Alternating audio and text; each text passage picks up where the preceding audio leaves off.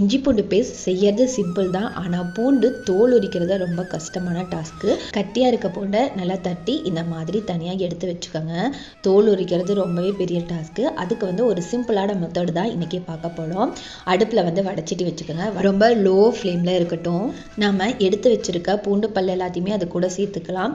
கை பொறுக்கிற அளவு கொஞ்சம் வெதுன்னு சூடாயிருச்சு அப்படின்னா அடுப்பை ஆஃப் பண்ணிவிட்டு அப்படியே ஒரு கண்ணாடி கவர் இல்லை அப்படின்னா துணிப்பை இதிலெல்லாம் போட்டு நல்லா தேங்காய் இல்லை அப்படின்னா இஞ்சி பூண்டு இடிக்கிற கல்லை வச்சு நல்லா இந்த மாதிரி தட்டி வச்சுருங்க. ஒவ்வொரு பல்லுமே நல்லா தட்டி எடுத்து வச்சுருங்க.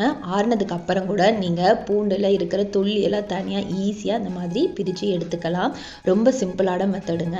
இப்போ இஞ்சி பூண்டு பேஸ்ட் எப்படி ரெடி பண்ணணும்னு பார்க்கலாம். ஃபர்ஸ்ட் நான் எனக்கு இஞ்சி ஃப்ளேவர் கம்மியாக இருக்கிற மாதிரி தான் எப்பயுமே அரைப்பேன். அதனால் இஞ்சி ஒரு மிக்ஸி ஜாரில் போட்டு நல்லா பல்ஸ் விட்டுட்டு அதுக்கப்புறமா நம்ம உரிச்சு வச்சுருக்க பூண்டும் போட்டு ஒரு நல்லா பல்ஸ் விட்டுக்கலாம். கடைசியாக கொஞ்சம் மஞ்சத்தூள் கொஞ்சம் கடலெண்ணெய் ஊற்றி நல்லா அரைச்சோம் அப்படின்னா நமக்கு இஞ்சி பூண்டு பேஸ்ட்டு ரெடி ஆயிடுச்சு.